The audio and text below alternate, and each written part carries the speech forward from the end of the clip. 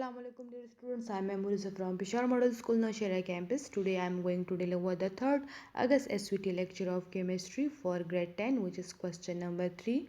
Look at question number 3. External conditions disturb equilibrium point but does not change Kc value. Why? So the question is that when we change the external conditions like pressure, temperature, concentration, the equilibrium point will be disturbed but the Kc value remains same. What is the reason behind it? So give heading of answer and look at the answer. At constant temperature, changing the equilibrium concentration does not affect the equilibrium constant because the rate constant are not affected by the concentration changes. When the concentration of one of the participant is changed, the concentration of other vary in such a way as to maintain a constant value for the equilibrium constant. So it's mean at constant temperature, when the temperature is not changing, the temperature remain same. When we change the concentration of a reaction, it does not affect the equilibrium constant, it only shift the direction of reaction. For example, when we change the concentration of product, when we reduce the concentration of the product, then the reaction will shift in the forward direction. More reactants are combined to form product. It will continue until a new equilibrium is achieved and we regain the value of Kc. That's why by changing the concentration of the reactant or product, it doesn't affect the equilibrium constant. Only the changing temperature will affect the value of equilibrium constant. This is the answer of your question number 3.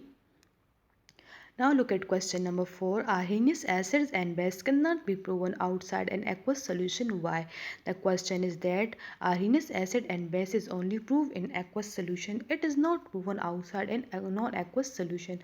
What is the reason behind it? So the answer is that Arrhenius acid and base cannot be proven outside an aqueous solution because this concept is only applicable in an aqueous medium. It does not explain the nature of acid and base in non-aqueous medium.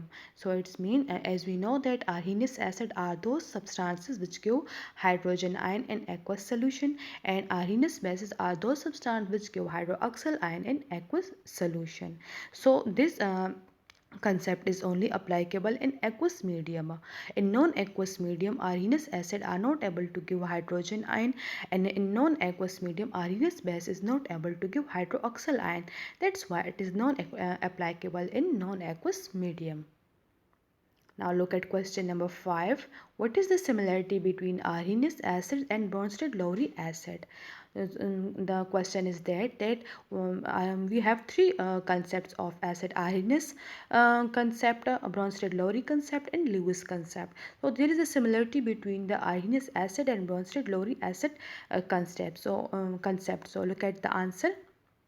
The similarity in their acid theory is that they both define acid as a proton donor because it adds proton to an aqueous solution. Aqueous solution mean those solution in which water is used as a solvent. So the Arrhenius acid concept is that those substances which give hydrogen ion in aqueous solution are known as acid, and according to Bronsted-Lowry, acid are those substances which donate a proton. So here the two terms are used.